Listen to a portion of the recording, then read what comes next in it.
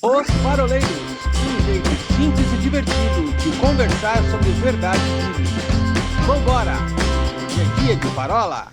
Olá pessoal, bem-vindos de volta ao canal Os Paroleiros para a segunda parte da parola 191, a segunda dentro do tema Avivamento. E nessa semana eu, Decano Oráculo 04, estamos aqui conversando nos nossos estúdio 92% improvisados a respeito do segundo grande despertar que começou lá em meados de 1700 e Guaraná com rolha e foi até 1800 e Guaraná com colherinha, onde lá nos Estados Unidos a grande expansão do sentido leste para o oeste e a igreja levava a sua bandeira, mandava os seus missionários, todos eles impulsionados pelo Espírito Santo, e aí a gente vê um grande despertar, né? Uma grande movimentação no sentido da pregação da palavra. Então, nessa semana aqui, a gente estava comentando, né, que a palavra de ordem desta parola, né, o centro, a coluna central desta parola, seria um avivamento que envia. Né? Então, vamos falar basicamente assim de missões. Na semana passada, nós falamos dos sinais que antecedem um avivamento. A gente poderia, meninos, dizer que nessa palavra aqui a gente vai falar dos sinais que acontecem depois de um avivamento? Ou seja, o que o avivamento desperta nas pessoas? O que o avivamento necessariamente provoca nas pessoas dentro dessa questão de missão? Porque a gente entende que o Espírito Santo ele acaba impulsionando a gente para ser testemunha. E testemunha não é sobre aquilo que você fala, mas é sobre aquilo que você vive. Né? Ser testemunha é um grande desafio. É um desafio para todos nós e sem a presença do Espírito Santo realmente fica muito difícil. A gente falou no primeiro bloco a respeito de um personagem importante desse período, que foi Charles Finney. É claro que existem outros personagens aqui, e eu tive a curiosidade de pesquisar, e é óbvio que nós não vamos falar sobre todos eles pelo mesmo motivo que a gente semana passada nós não falamos da biografia de todos, mas se você tiver a curiosidade aí pesquisar no seu Google, você vai encontrar lá Lyman Beecher, Barton Stone, Peter Cartwright, Asael Needleton, James Finley e William Miller, entre outros, mas vamos dar uma ênfase um pouquinho maior para Charles Finney. Talvez seja o grande nome, né, o Xandão, desse segundo grande despertar aqui. Eu sei que você tem algumas curiosidades, alguns causos aí que ele te contou. Queria que você compartilhasse com a gente dessas histórias de Charles Finney. Eu vou começar com tá amarrado. Como é que esse cara me contou? É só se for através da biografia dele, né? Não ia perder a piada nunca, Xan. Arthur, eu li um livro dele, cara. Eu li acho que 2 ou 3 sobre ele. Um que me chamou a atenção quando você falou de missão, dizem que quando ele casou, ele foi para um vilarejo vizinho buscar um tipo de carro lá, né? Não era carro puxado por cavalos, para ele poder ir para um lugar com a mulher. Logo, foi assim, ele acabou de casar, ele foi pegar essa carruagem, não lembro o tipo de veículo. E aí diz que nesse vilarejo as pessoas souberam que ele estava lá. E aí pediram para ele pregar naquele dia, e ele pregou. E aí o vilarejo próximo também soube que ele estava ali e convidaram. E disse assim, moral da história, diz que ele levou um tempão para voltar para onde estava a mulher, para eles poderem dar continuidade no casamento. Né? O que faria um homem desse fazer isso? É a impulsão do Espírito. Né, a missão de pregar, até porque se ele é um avivalista, ele estava passando por regiões em que estavam de certa forma apagadas, né, mortas, já frias, né, e esse era um dos talentos, né, que Deus entregou para ele. Um dos que eu mais gosto de Finney é quando ele vai visitar uma fábrica, também está no livro dele, e diz que ele queria só conhecer como é que uma fábrica de sapatos funcionava. E diz que no meio dos barulhos lá das máquinas, algumas mulheres ficaram encarando ele. encarando assim com um ar até meio que de zombaria, por saberem que ele era um ministro, então, um pregador da palavra. E disse que ele só fitou os olhos nela, que ele só ficou olhando para elas. E aí diz que essas mulheres foram parando de rir, começaram a cair no chão em choro, né, em prantos, chorando, e de repente chega o dono da fábrica e pergunta o que estava acontecendo. Ele viu a cena, falou, a gente não sabe, tá ali, elas estavam ali num canto, ele ficou olhando para elas tal, e a cena foi o que o senhor está vendo aqui. E aí disse que o dono da fábrica, para a fábrica, nós precisamos escutar o que este homem tem para falar. Diz que 80% da fábrica entregou a vida para Jesus, né? Então, assim, a gente sabe que é um olhar, o que tinha no olhar dele era a mesma unção que tinha no lenço de Paulo, né? Que era o poder de Deus ali gerando, para levar uma pessoa só pelo olhar, ficar constrangida e sentir o peso do pecado, né? Então a gente sabe que tem muitas pessoas que não, algumas pessoas não gostam de Finney, mas ele é um dos principais avivalistas ou precursores desse movimento aí nessa segunda onda, assim. Então a gente vê, e tem uma outra coisa que eu gosto bastante dele, é antes da conversão. Diz que ele frequentava uma reunião de oração, né? Acho que numa faculdade, mas ele ficava de canto. E aí os crentes, num determinado dia lá, chamaram ele e perguntaram se queriam que orassem por ele. Ele falou, não quero que vocês orem por mim. Mas por que você não quer? Você tem vindo aqui, você não quer? Ele falou, estou vindo aqui, acho que há 3 meses, ele dá o tempo lá. E eu vejo vocês fazendo as mesmas orações e nada tem mudado. Por que vocês vão orar por mim? Né? E aí logo depois ele se empenha na oração, e aí ele tem uma experiência com Deus, ele é cheio do Espírito Santo, e aí as pessoas começam a buscar ele para que ele orasse e essas pessoas também fossem batizadas. Mas eu achei legal, assim, qualquer um faria uma média, né? Não, ora aí por mim, não. Ele falou, não tá trazendo um resultado, como é que você orar por mim? Imagina hoje em dia alguém falar isso pra gente, né? Mas era um homem determinado, né? E que quando ele alcançou, a gente sabe que ele evangelizou os Estados Unidos uma boa parte por onde ele passou, né? Poxa, acho que, assim, você trouxe alguns casos que são bem interessantes de Charles Finney, e uma das coisas que me chamou a atenção é uma palavra que você disse, diz respeito à obediência, né? Um homem, quando ele está numa posição de obediência, ele é capaz de mudar lugares. Eu tinha escutado um tempo atrás, uns 2 anos atrás, numa conferência aqui na igreja que eu tive, um pregador dizendo a seguinte coisa: Deus muda pessoas e pessoas mudam lugares, né? E eu sempre vejo assim, quando a gente tem grandes movimentos de transformação em alguns lugares, se você puxar o começo do novelo, você vai encontrar pessoas que tiveram as suas vidas transformadas num primeiro momento. Então, com certeza, esses avivalistas, né, esses crentes comuns, eles tiveram um antes e um depois, um momento antes e depois, ou em outras palavras aqui, vamos pegar todo mundo tem o seu momento da sarça ardente, né? O momento antes da sarça, o momento depois da sarça. Aquele momento que você se encontra verdadeiramente com Deus, a sua vida é transformada e a partir dali você é impulsionado para testemunhar essa experiência e transformando lugares.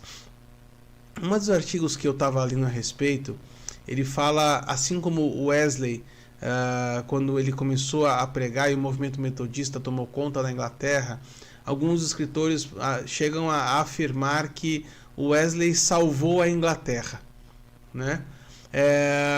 Existem outros escritores também que afirmam quase que a mesma coisa a respeito não só de Finney, mas desse segundo grande despertar, porque esse avivamento ele foi o responsável pela, nem sei se essa palavra existe, mas a cristianização da América, né? Esse movimento de avivamento impediu ou retardou o paganismo na América.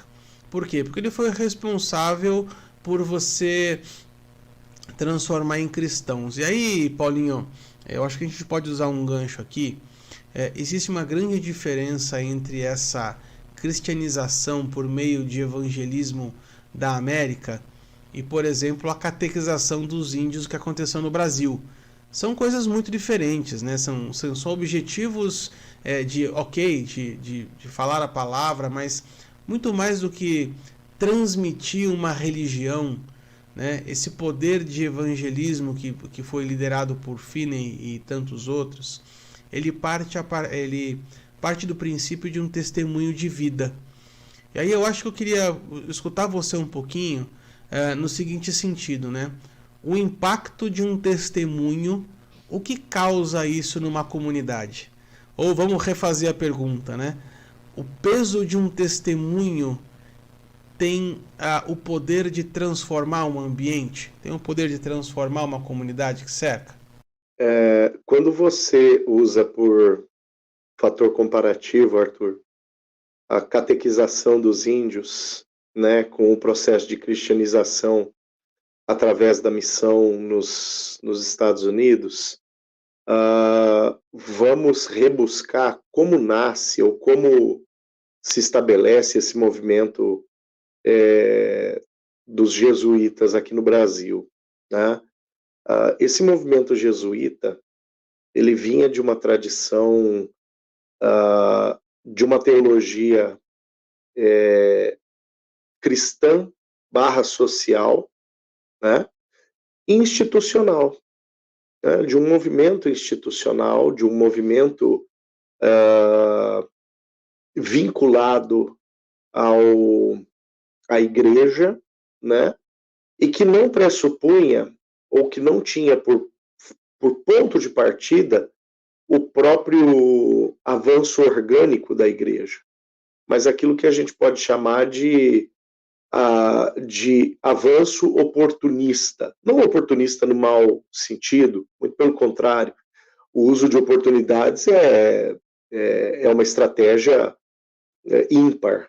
A gente vê o apóstolo Paulo, por exemplo, em uma das suas cartas, fazendo uma justificativa, dizendo, olha, eu pretendi ir para um lugar, mas uma grande e oportuna porta se abriu para mim. Então ele aproveita uma oportunidade, né?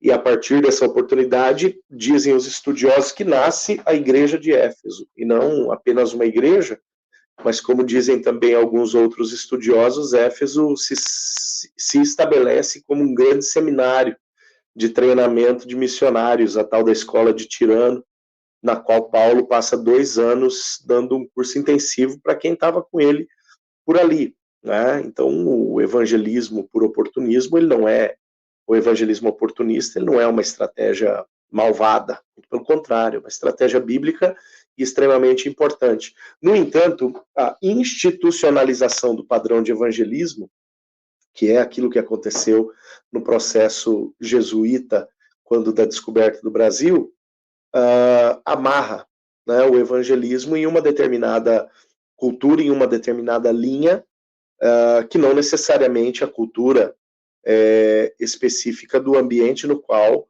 o evangelho está sendo plantado. Quando a gente vê o evangelismo orgânico acontecendo, ou seja, a partir de meios de convívio, discipulado, pessoas servindo a pessoas inclusive com o evangelho, né, nós vemos um evangelho vivo, um evangelho que é uma resposta a um determinado momento, a uma determinada demanda, a um determinado povo. E aí a gente vê todo aquele processo bíblico sendo repetido. Que processo bíblico? Deixa eu fazer uma subdivisão para dar um exemplo aqui. Eu vou buscar um exemplo para tentar facilitar esse entendimento desse evangelho contextual. Se a gente pegar no Antigo Testamento, nós vamos falar de diversos períodos históricos, os quais se subdividem o Antigo Testamento. No entanto, 3 períodos históricos, quem sabe, são as marcas essenciais para um ministério em específico, que é o ministério dos profetas. Que é aquele período anterior ao século VI a.C., que a gente chama de período pré-exílico, o período do exílio, comecinho do século VI até o finzinho dele, e o período posterior ao exílio, do finzinho do século VI até o século IV, mais ou menos. O que acontece? Dentro desse período, nós temos climas diferentes, geografias diferentes. O que está acontecendo? No primeiro momento, qual é o clima? O clima é de desobediência. E o povo precisa de uma determinada correção para aquele clima. Qual é a geografia? O povo está em casa, o povo está em Judá, o povo está no seu território, o povo está na sua própria casa, né?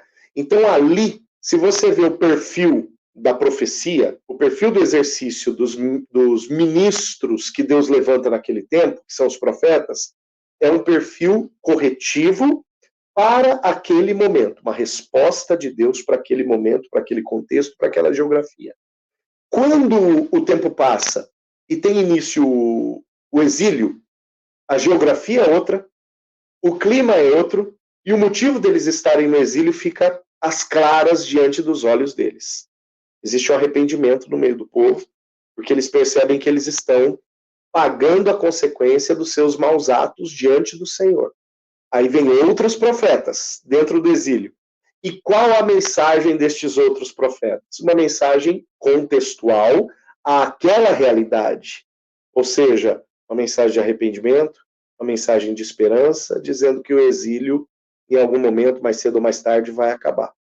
Aí o exílio acaba. A gente tem um terceiro momento, e um terceiro contexto, e uma terceira geografia, e uma terceira condição na qual esse povo está. Não mais uma condição soberana, mas uma condição de colônia, né?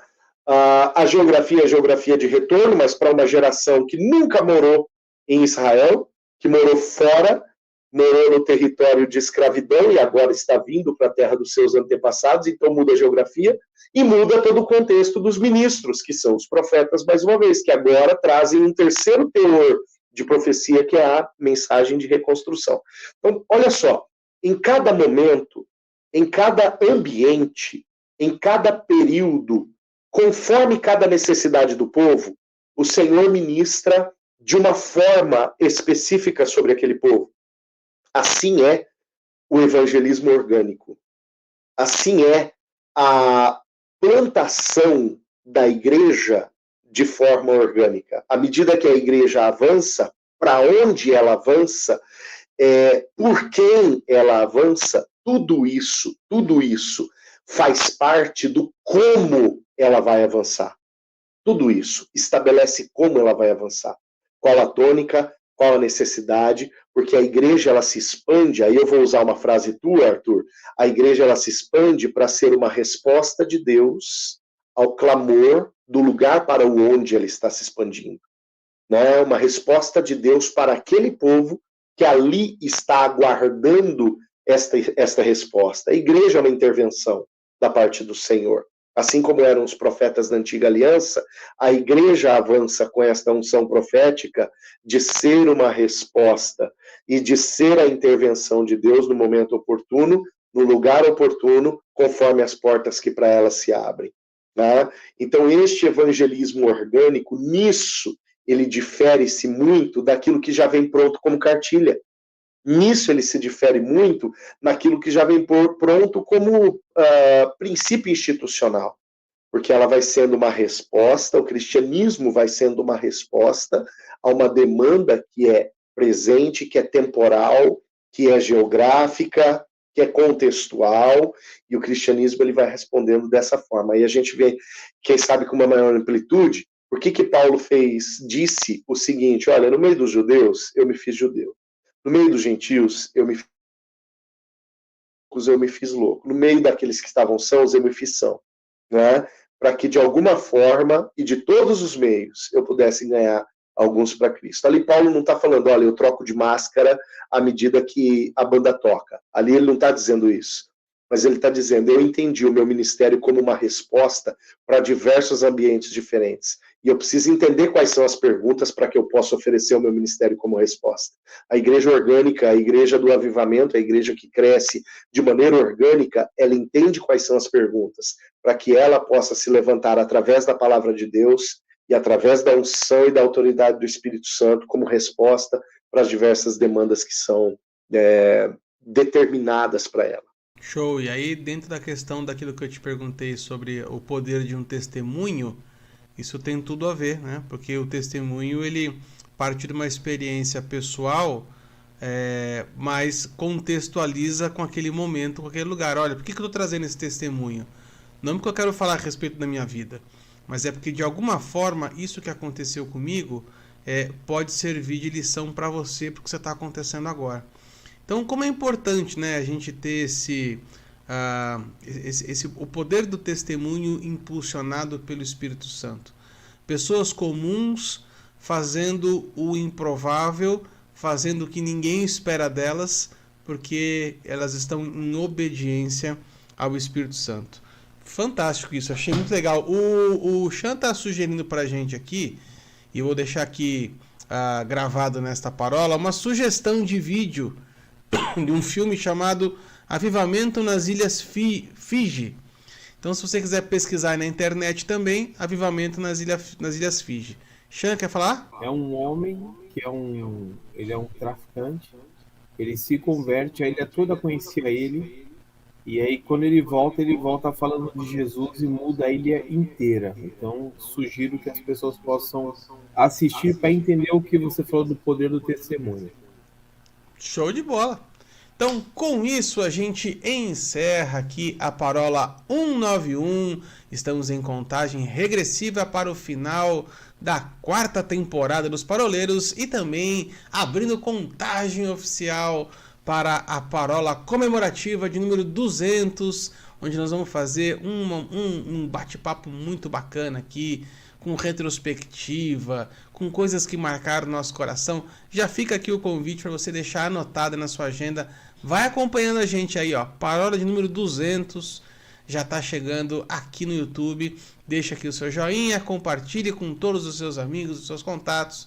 Visita a gente nas redes sociais, no YouTube, no Instagram, no Facebook e também no Spotify, no Deezer, Apple Podcasts, Amazon Music, enfim, nas maiores plataformas de podcast da internet.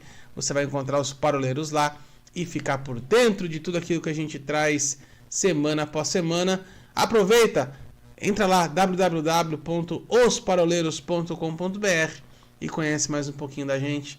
Um grande abraço, meninos, fiquem com Deus e até semana que vem, se Deus quiser. Tchau, tchau.